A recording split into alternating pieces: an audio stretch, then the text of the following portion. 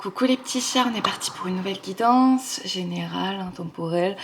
Et aujourd'hui, le thème de la séance, c'est qu'est-ce que j'ai projeté à l'extérieur et qui en fait m'appartient comme qualité et comment je peux la cultiver pour justement voilà, me la réapproprier.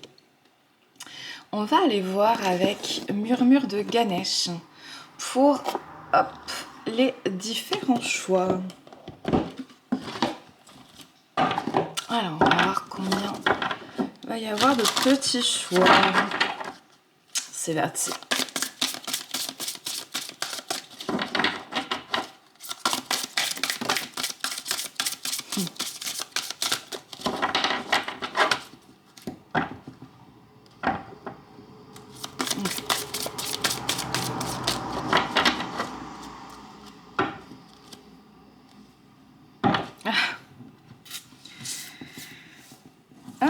Il y aura 3 choix. 3 choix. Donc, on aura la générosité, l'expression enfantine et la capacité à aimer. On va voir un petit peu ces 3 qualités qui ont pu être projetées en fait à l'extérieur et en fait, ça nous appartient. On est parti, jingle de transition et je prends juste un papier et un crayon pour noter quand est-ce qu'il y aura le deuxième et troisième choix. C'est parti. Alors, on va commencer donc par la générosité. C'est parti. Rappelons-nous à quel point on est généreux de cœur, de corps et d'esprit. Qu'est-ce qu'on veut nous dire là-dessus? Quel est le jeu qui appelle? Ok, hop là. On va aller voir avec le tarot de l'argent d'Émilie Morel. C'est parti.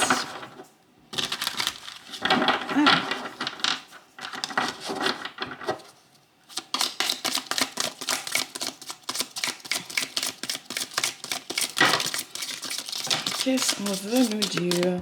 Ça c'est ok. Ça non.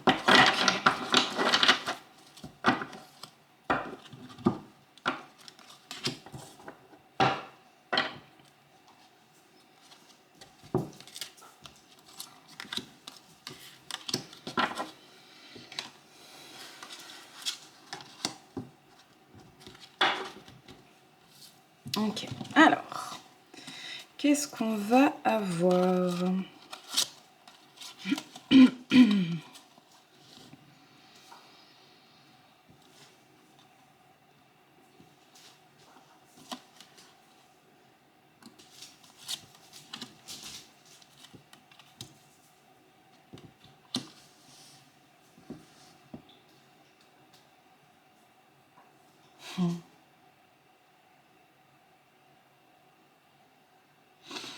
Moi, j'ai un petit...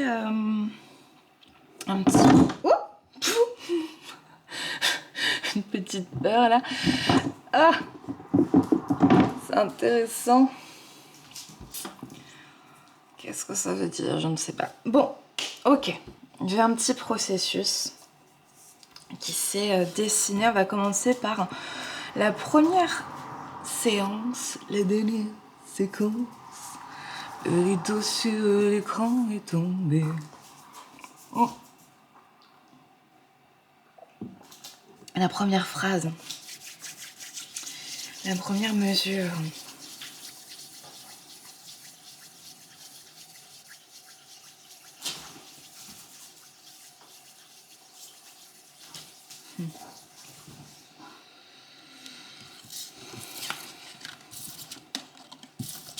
La première mesure se fait en 4 temps. Est-ce une valse? Peut-être. Alors, on a le roi de désir, le 3 d'ancrage, discipline de désir et 6 de fréquence. Déjà, c'est cette générosité de partager sa bonne humeur, sa foi contagieuse, sa rigolaterie, son côté en fait enfant intérieur. Ce que j'apprends, je le partage. Que cette générosité de cœur, d'esprit, d'âme, dans la simplicité, dans la joie, dans la bonne humeur, globalement. Là, on est sur les qualités. Dans le même temps, ce qui a besoin d'être renforcé, c'est justement cette paix et cette solitude, ce calme intérieur pour justement, en fait, ne pas éparpiller son énergie et distribuer comme ça à bon vent, quitte à s'épuiser et au bout d'un moment ne plus être constante dans ce qui est donné et reçu. Voilà, là c'est pour une question d'équilibre. On parle véritablement en fait d'une générosité de cœur, d'esprit, d'âme, cette générosité d'être dans cette incarnation, dans une forme de pureté, dans une forme d'innocence aussi, qu'on verra plus sans doute dans le deuxième choix avec l'expression enfantine. Néanmoins, il y a déjà ce partage de l'enfant intérieur qui a envie de s'amuser, qui a envie d'aimer, qui a envie d'évoluer, qui a envie en fait d'une sorte de collaboration, d'une sorte de fusion émotionnelle. Tout n'est pas encore très mature, forcément. Il peut y avoir de la confusion entre moi et l'autre, entre ce qui appartient, ce qui n'appartient pas, beaucoup d'empathie. Donc c'est vraiment cette générosité, le don de soi, l'envie d'avoir envie. Et justement, c'est ce qui est vu un petit peu après. On va avoir la ruine et le luxe. Cette gestion un petit peu émotionnelle et énergétique de d'un coup, je peux donner, je suis contente, je suis dans l'expansion. D'un autre côté, je retourne dans ma grotte. On va dire cette...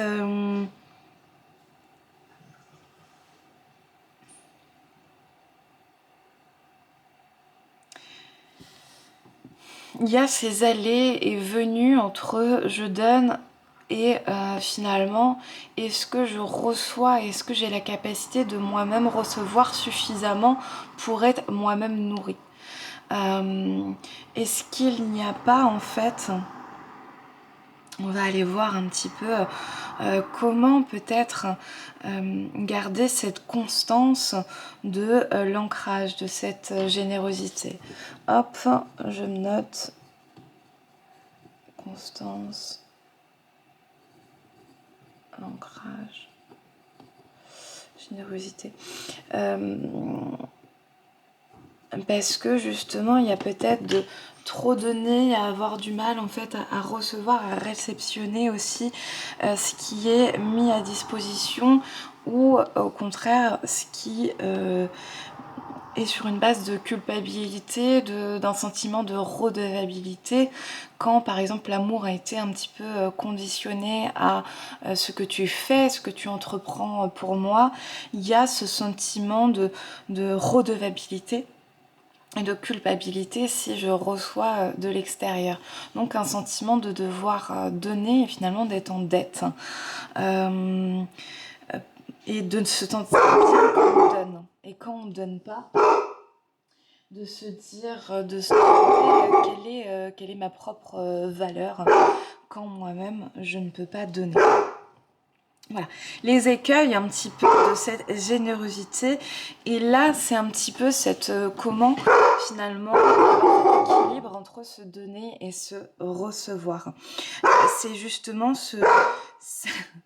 cette ruine et ce luxe qui amène à des allées et venues. On revient un petit peu dans cette valse.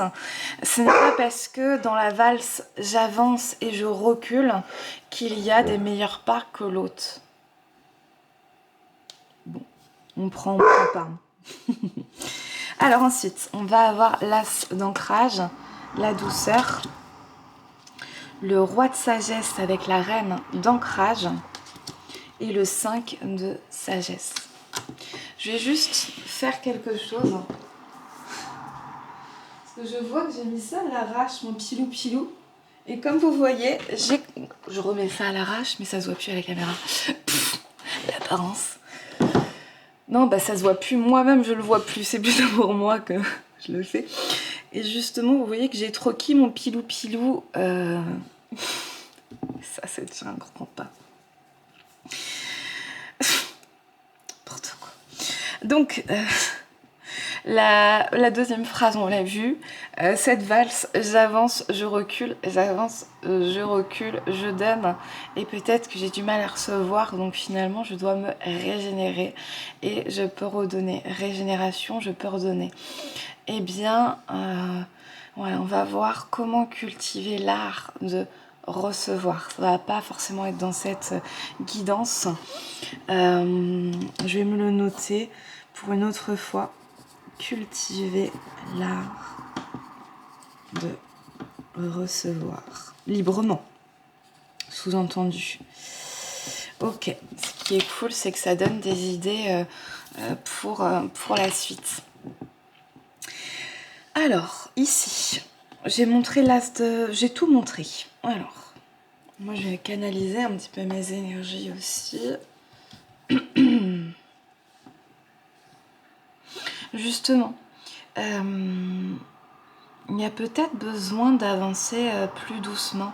Et c'est intéressant d'avoir cette idée de la valse, qui est une danse... je sais pas si c'est ça.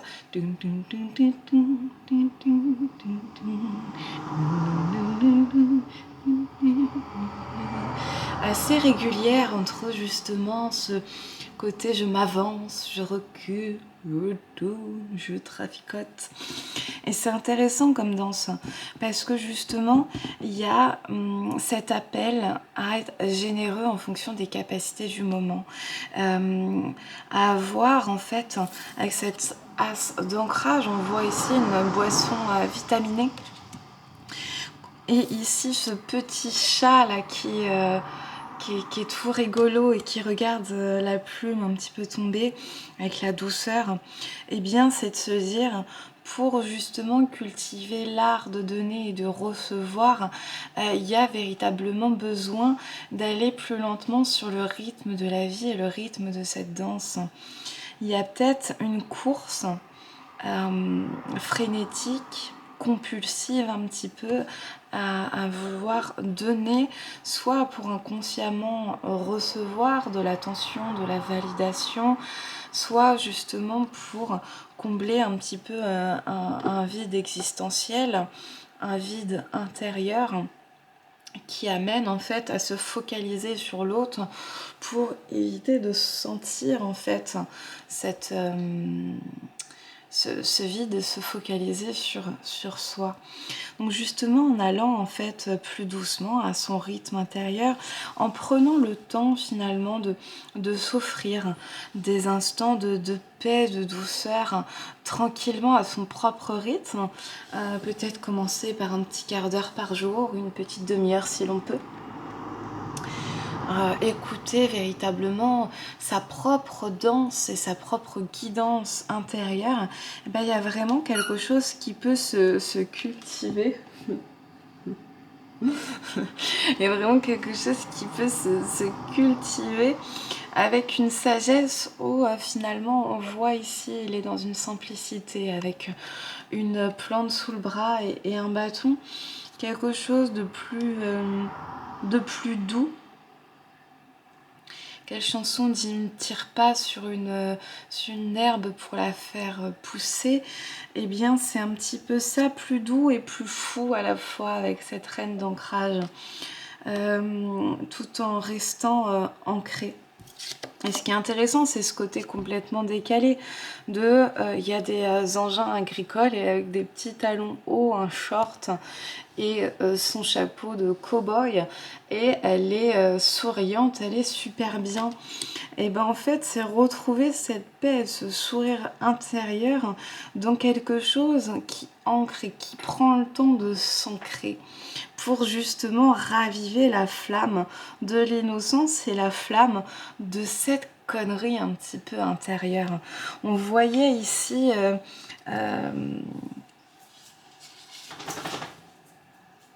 en fait, ce qui est intéressant dans cette première phrase, c'est ces deux cartes qui sont vraiment très sérieux. Hein, on voit bien ici, hop, et ici. Et ces deux cartes en même temps qui sont, hop, ou là, c'est vraiment très rigolo, et là aussi. Est-ce qu'il y a cette impression que je peux me lâcher que quand je suis avec les autres? Est-ce que je m'amuse plus quand je suis avec les autres qu'avec moi-même?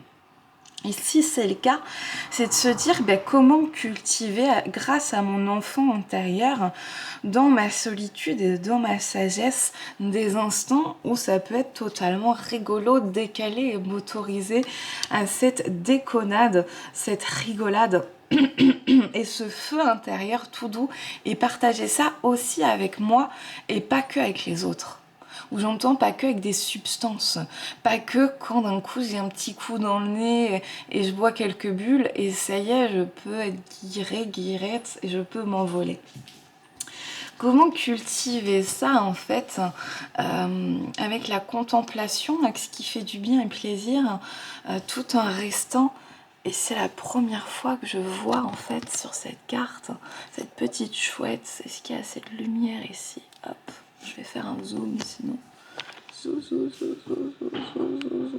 Cette petite chouette là ici qui est... Hop, on voit plus mon œil que la chouette, attends. Voilà. Magnifique. De se dire 5 de sagesse. Comment je peux cultiver la joie simple là avec mon appareil photo, d'observer et de prendre en photo une chouette et continuer en fait donc le facteur temps et finalement le 4 de fréquence, hein, le singe qui regarde la magie d'une plante poussée dans un arbre. Il y a la chute derrière. Il y a en fait des illusions qui ont peut-être besoin d'être déconstruites, de ma valeur dépend de ce que je donne, de ce que j'offre à l'autre. Parce que en fait, en basant là-dessus, ma valeur dépend de ce que je fais. De comment je suis, et finalement elle ne m'autorise pas à demander de l'aide quand j'en ai besoin, de demander en fait de prendre le temps quand j'ai besoin de me ressourcer et d'être juste dans un instant de calme, de chaleur et de ressourcement avec moi-même. Et c'est apprendre en fonction de là où on en est à cultiver un peu dans son quotidien des instants de plaisir et des instants chaleureux avec soi-même. Et donc justement aussi on voit beaucoup la nature pour justement apprendre à sortir de ces états d'oscillation entre j'ai beaucoup d'énergie et d'un coup je n'en ai plus ou j'en ai moins. Je ne peux plus partager autant. Comment je peux apprendre à me ressourcer, à rentrer en moi pour justement ne plus être dans cette vague un petit peu perpétuelle et retrouver en fait un calme intérieur, ce ruisseau qui peut justement aller plus tranquillement. Est-ce qu'il y a d'autres choses, oui, à dire? Ok.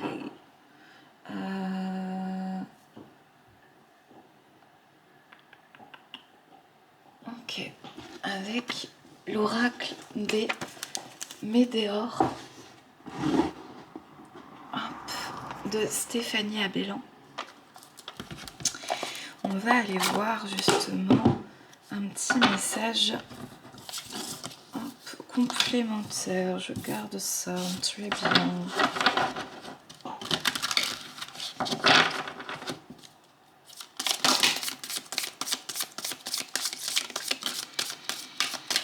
En fait, toute la question, c'est comment apprendre à être d'abord généreux envers moi-même.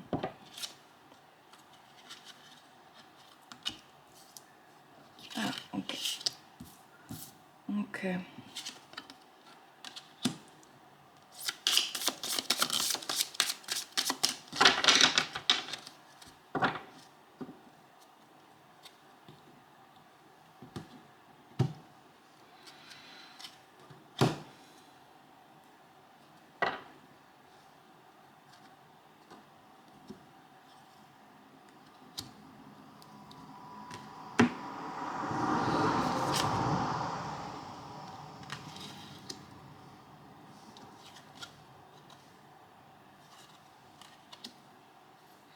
Alors, on va avoir la paix intérieure et la rupture sur le côté.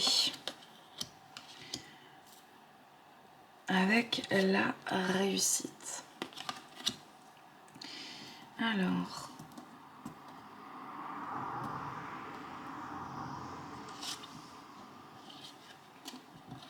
il y a eu des événements internes, externes qui ont fragilisé, qui ont pu montrer justement l'absence de paix. S'il y a l'absence de paix, c'est qu'il y a une souffrance interne qui est reflétée aussi à l'extérieur. Il y a pu y avoir en fait des manifestations physiques. On a le corps physique souffrant à l'envers. Je n'ai pas écouté les signaux de mon corps et on a passage à l'action à l'envers.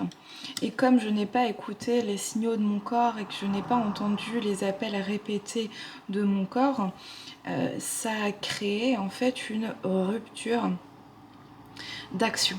Je parlais justement de ces allées-venues. Je suis dans l'action et d'un coup je rentre dans ma grotte, la valse. J'avance, je recule, j'avance, je recule.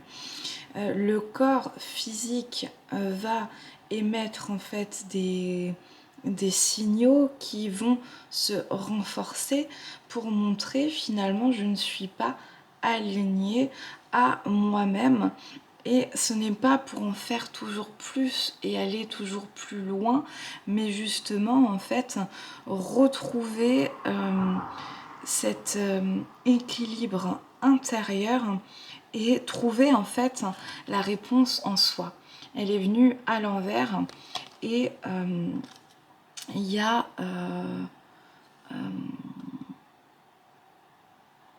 après elle s'est retournée. Pour se dire, ce n'est pas encore totalement conscient la réponse. Et avec l'ex-partenaire et le combat, on peut voir en fait dans les schémas répétitifs du passé quelque chose qui nous appelle en fait à avoir un élément combatif en soi-même. Qu'est-ce qu'on est en train de combattre avec l'extérieur qui est finalement à épouser à l'intérieur? S'il y avait des conflits, des demandes, des attentes, des projections, est-ce que justement j'attendais avec la générosité que la générosité vienne de mon partenaire alors que moi-même j'étais radin envers moi-même? Je m'explique. Si je donne tout à l'extérieur, hop, j'ai ça, je te le donne. Hop. Et moi, inconsciemment, au bout d'un moment, je n'ai plus rien parce que je t'ai donné ma chemise, je t'ai donné mon temps, je t'ai donné mon énergie, je n'ai plus rien. Ensuite, je vais sentir une frustration parce que quand j'ai besoin, même si je ne demande pas, même si je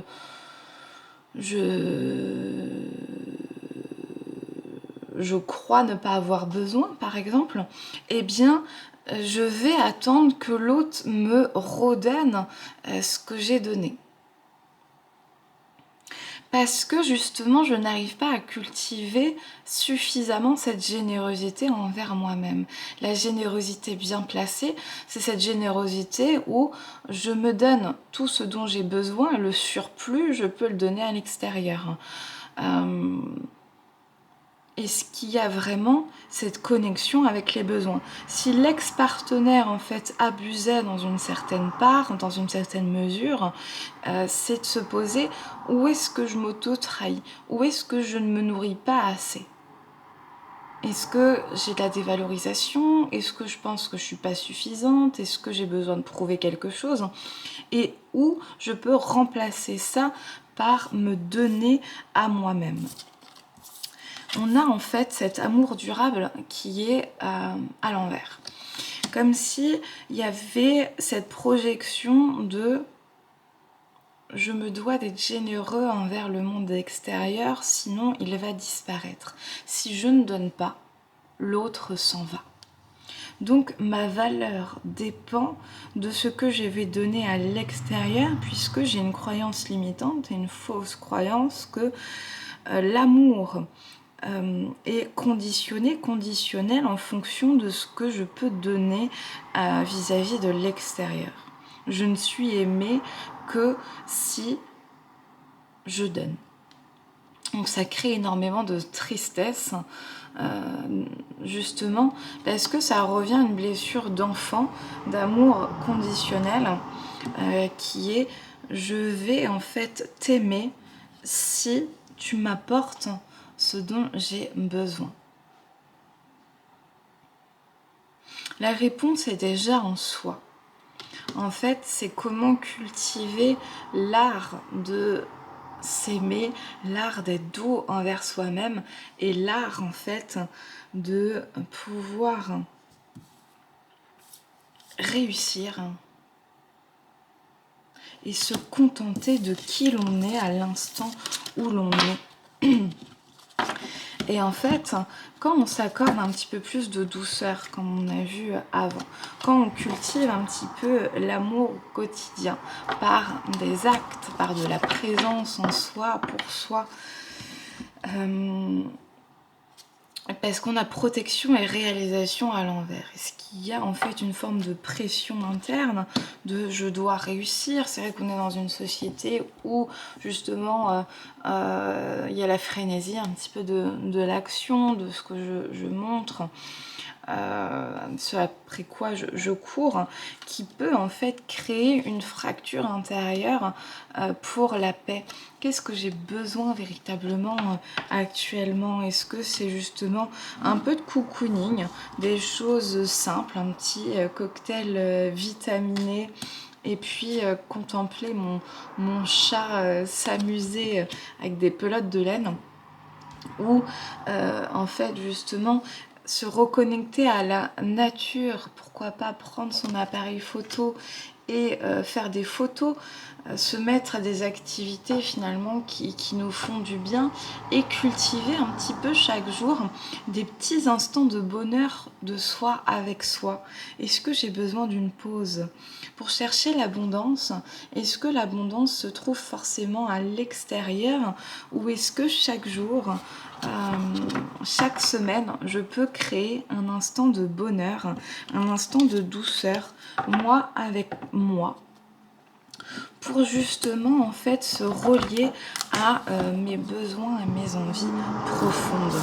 Est-ce que c'est comme si en fait une grosse part de cette générosité était donnée à l'extérieur et finalement il n'y a pas une véritable circulation, puisque il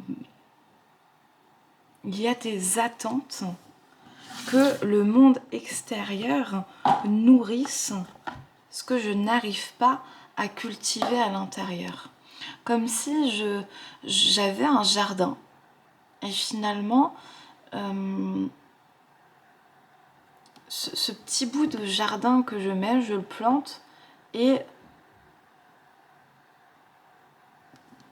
quoi? Est-ce que je l'arrose suffisamment?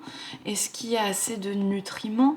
Est-ce que Est-ce que en fait je focalise en regardant le jardin du voisin et me dire bon bah lui ça a mieux planté, l'herbe est plus verte ailleurs? Quels sont en fait les écueils que je peux avoir qui me fait penser finalement que ce n'est pas encore suffisant qui je suis à l'endroit où je suis. Voilà. C'est tout pour moi pour ce premier choix. Merci à vous. Hop, on va passer à l'expression enfantine. L'expression enfantine. Alors, qu'est-ce que je projette à l'extérieur et que j'ai en moi? On va voir avec Osho Zen Tarot. Il y a des cartes assez fun parfois, ça explique plutôt bien les choses. Alors, expression enfantine. Hop.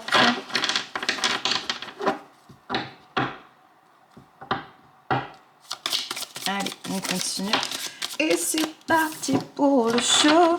Et c'est parti, tout le monde est chaud. Et c'est parti, bouge-toi sur ce flow.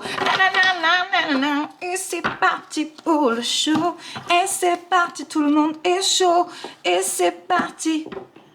Everybody, everybody, everybody. Hop. Il y en a une autre. Hein. Ouais. Hop.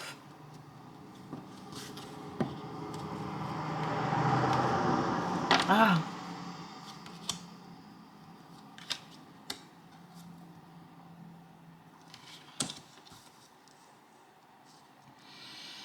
Allez, on va aller voir ce petit voyage.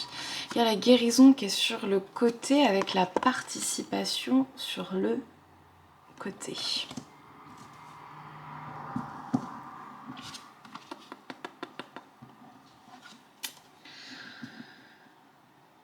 Est-ce que tous les choix que je fais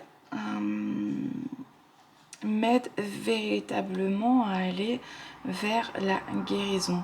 Autrement dit, tous les cercles que j'entreprends, toutes les endroits que je fréquente, toutes les actions que je mets en place participent-elles toutes à me faire sentir mieux une fois que c'est terminé, l'activité, la présence, ou au contraire, est-ce que ça me plombe plus qu'autre chose?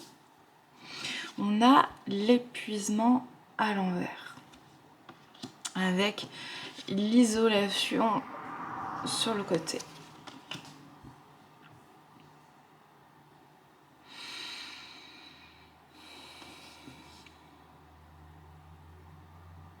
Est-ce que j'ai senti les premiers signes qui me disaient stop, il y a besoin d'arrêter, il y a besoin de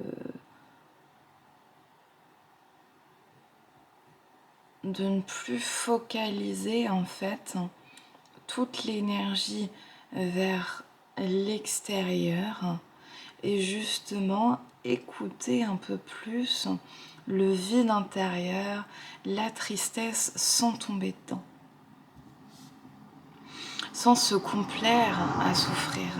Est-ce qu'il y a une part de nous-mêmes qui finalement s'accroche un petit peu à cette sensation victimaire, à pouvoir aimer se plaindre, se complaindre pour ne pas évoluer, pour ne pas grandir, parce que cette part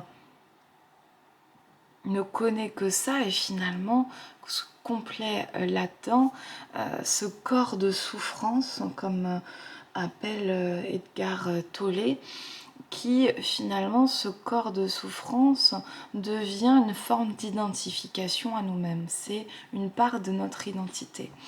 Et quand je sors de ce corps de souffrance, quand il n'est pas moi, qu'est-ce que ça provoque chez moi? Est-ce que ça provoque une crise identitaire? C'est-à-dire de qui suis-je?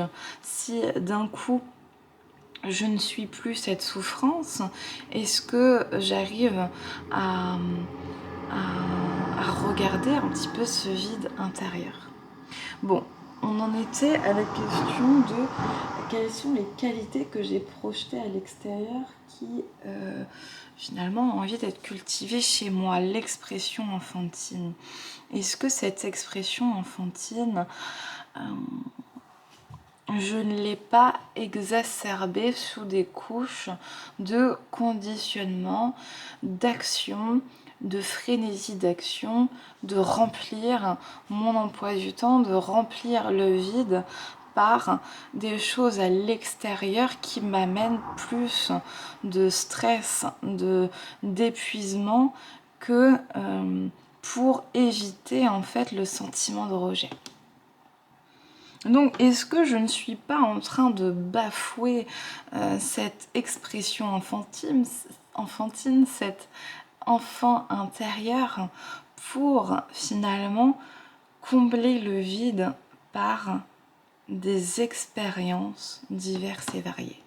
La frénésie de l'action. Bon. Hop, si ça parle, on peut aller voir un petit peu la deuxième phrase. Le compromis. On a le compromis avec l'harmonie derrière. Compromis, harmonie. On a la voix intérieure à l'envers, le stress à l'envers, la lutte à l'envers avec les vies antérieures, le rebelle à l'envers avec l'expièglerie et l'amitié à l'envers. Et pour terminer, le silence à l'envers aussi. Bon, l'expression enfantine, est-ce qu'il n'y a pas des jugements intérieurs de j'ai besoin d'être fort, d'être forte, j'ai besoin de prendre mes responsabilités, donc finalement j'ai besoin d'être sérieuse. Et donc je fais des compromis pour rester dans le mode survie. Là, c'est j'ai du mal à lâcher prise et à voir la beauté de l'enfant intérieur. Est-ce que justement il y a eu ce truc de la vie c'est dur, il faut être performant, il faut beaucoup d'injonctions qui font que il y a un compromis avec soi entre des obligations un petit peu imaginaires, imagées, de je dois faire ceci, je dois faire cela, même quand finalement je n'ai pas cette impulsion intérieure, interne de le faire. C'est comme si la voix intérieure, donc l'intuition, était coupée sous diverses obligations diverses et variées, comme si en fait il y a eu cette habitude d'être tout le temps dans la frénésie de l'action, donc de ne plus ressentir que tout ça c'est stressant pour le corps, l'esprit et l'énergie vitale. Et de plus ressentir qu'il y a une lutte intérieure pour survivre. Et justement, en fait, c'est comme si ça devenait un mode maladaptatif de se rebeller contre notre nature profonde. Ok. Expression enfantine. On a l'amitié à l'envers. Tout devient sérieux. Tout est pris au sérieux.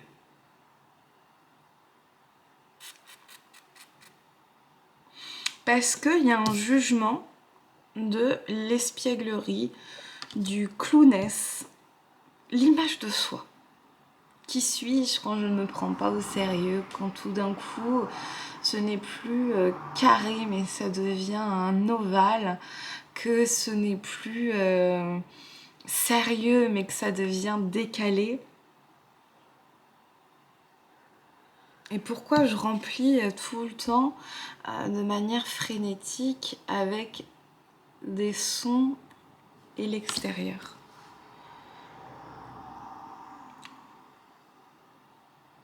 Qu'est-ce qu'il aura envie de faire ou de me dire, cet enfant intérieur? Il aurait peut-être envie de lâcher prise totalement et de se demander, quand je suis à poil, c'est-à-dire quand je suis à nu, quand je n'ai pas de bruit autour de moi, je n'ai pas d'obligation, je n'ai pas de compromis à faire avec les autres, je n'ai pas de... Quand je n'ai rien, ce rien, et que je n'ai pas envie de le remplir de manière frénétique, qu'est-ce qui se passe?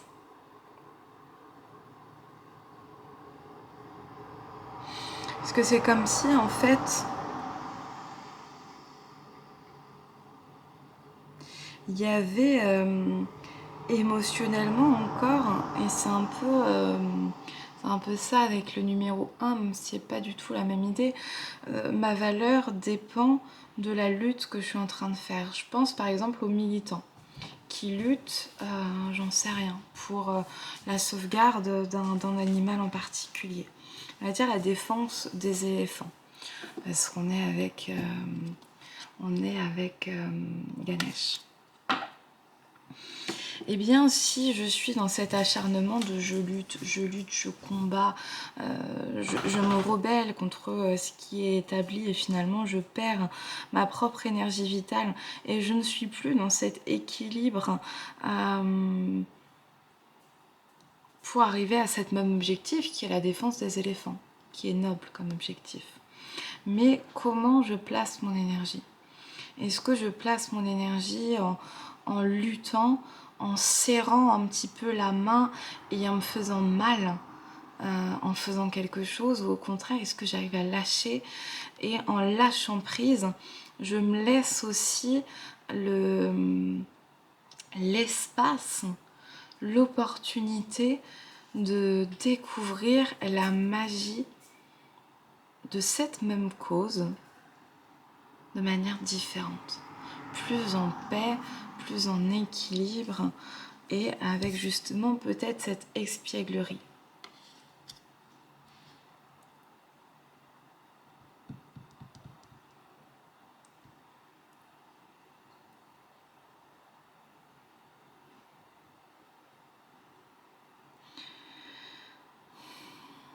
C'est comme si là l'enfant intérieur il tapait à la porte, toc toc toc, et qui est là? L'espièglerie. Qu'est-ce que j'en fais? Je l'écoute. Pour faire quoi? Pour danser maintenant.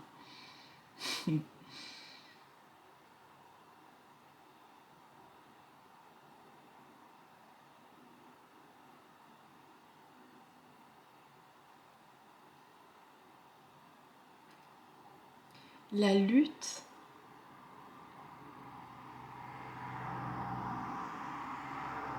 ne garantit pas que je vais pas chuter. La lutte ne garantit pas que je vais réussir.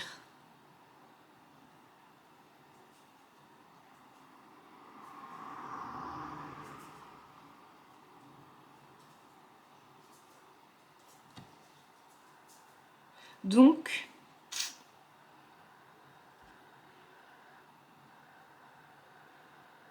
est-ce que je peux m'offrir un petit peu un ralentissement pour écouter ma chienne peut-être?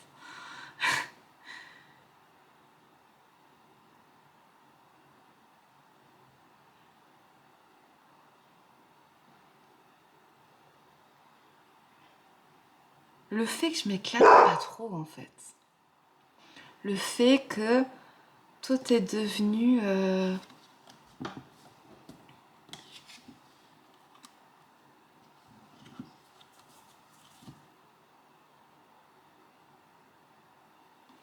trop sérieux, trop combatif. Et justement, comment je peux revenir à une certaine forme d'harmonie, à une forme de douceur, à une forme d'équilibre? Parce que quand on regarde la voix intérieure et ces dauphins, le chant des dauphins, l'eau,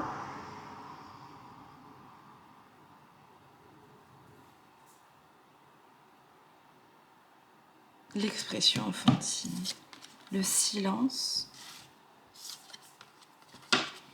la lutte,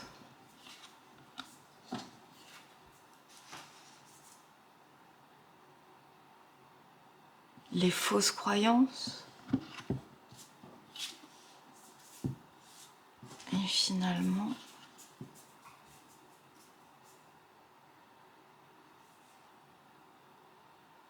le fait de remplir, et le fait de remplir vide. C'est intéressant. Donc l'expression enfantine. Hop, on va aller voir avec le tarot de la lune et des étoiles pour voir un petit peu. Hop, le message. Hop là.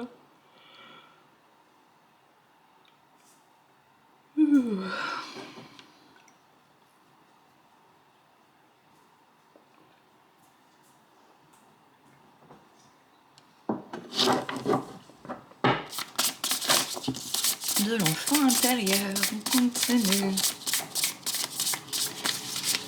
Expression enfantine. Close your eyes, give me a ring.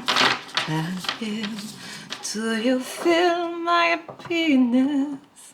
Do you understand? Do you feel the sign? Am I only dreaming? This is burning, flame. Alors 6 d'épée, mouvement sur le côté, le roi de bâton, passion sur le côté, l'ermite, la solitude, avec le 9 de bâton, la peur, et le cavalier de donner la confiance. Hop, intéressant. Hop, et on a le 6 de bâton, la réalisation à l'envers. Ok. Il y a une fausse croyance qui est si je suis seule, si je m'arrête, tout s'effondre. Je ne vais pas me réaliser. Si je ne suis pas dans l'action, si je me donne pas à fond, ça va pas se réaliser. Et bah c'est peut-être un petit peu, il y a eu beaucoup d'acharnement peut-être, il y a eu énormément, je dirais en fait, du mouvement et des périodes de recul. Du mouvement, des périodes de recul. Parce que justement, c'est comme si il y a quelque chose de je sais pas totalement ce qui me correspond, je sais pas totalement là où j'ai envie de mettre mes billes. Bon, et bah très bien. Est-ce que je peux rester un petit peu dans cette incertitude? Peut-être que je sais, mais je sais pas comment le concrétiser, ou je sais pas quelle action j'ai besoin de mettre en place, etc. etc. Eh bien, c'est comment aller au-delà de la peur, de la solitude et de la certitude, parce que c'est comme s'il y avait un faux self. Alors en fait, c'est le faux self qui vient du mental, qui va se dire j'ai raison, c'est par là, on va tout voir. Ok. Mais en fait, c'est comme si notre âme, notre énergie vitale, notre enfant intérieur, notre intuition criait en disant bon, tu t'acharnes dans un truc qui n'est pas totalement aligné à toi, à tes convictions, à ce qu'il y a besoin. Est-ce qu'il n'y a pas besoin de prendre un petit peu un recul, de se mettre un petit peu en solitude, de prendre du temps pour soi, pour justement arrêter de vouloir bâtir à tout prix, arrêter de vouloir construire quelque chose à tout prix et prendre le temps en fait du rien. pour se laisser en fait, voilà, on a la tour à l'envers, sur le côté alors plutôt, avec la transformation. Est-ce qu'il y a des choses à déconstruire? Et c'est justement en laissant place à l'excès de mentalisation, à l'excès d'identification, à un statut, à des choses qui va véritablement pouvoir avoir l'espace de cet enfant intérieur qui se dit bon, tu m'as pas oublié dans le placard toi? Donc voilà, il y a ce besoin finalement de se retrouver un petit peu soi avec soi pour arriver à entendre l'appel intérieur de cet enfant qui a très envie d'une glace. Allez, c'est tout pour moi pour cette petite guidance et je vous dis à bientôt. Tchuss. On va terminer avec la capacité à aimer. Capacité à aimer, c'est intéressant. Juste derrière, il y a guérison et réussite. Juste derrière. Et je vais pas regarder, sinon je pourrais faire tout le jeu finalement. Capacité à aimer. Ok. Ce qui est intéressant avec cette capacité à aimer, c'est de se dire peut-être qu'on a aimé l'autre un peu plus fort que nous-mêmes et on a projeté sur l'autre cette capacité à aimer, à nous aimer nous-mêmes et en fait c'était notre propre amour que l'on voyait dans les yeux de l'autre. Merci, au revoir, c'est tout pour moi. Capacité à aimer. Apprendre à donner. Donner sans reprendre, ne rien faire qu'apprendre, apprendre à aimer. Hop, on va aller voir avec l'oracle de la pensée céleste.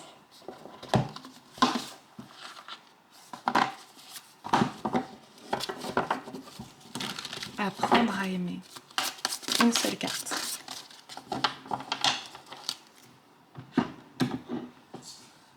On a perversion. La 29.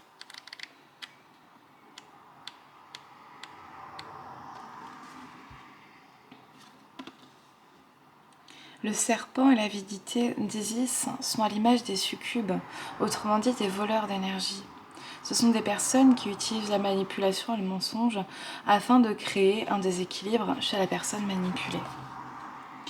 Le succube ira jusqu'à l'humiliation, la dévalorisation et même la culpabilité afin de devenir plus fort. À l'image d'Isis qui souhaite plus que tout voler les pouvoirs de Ré.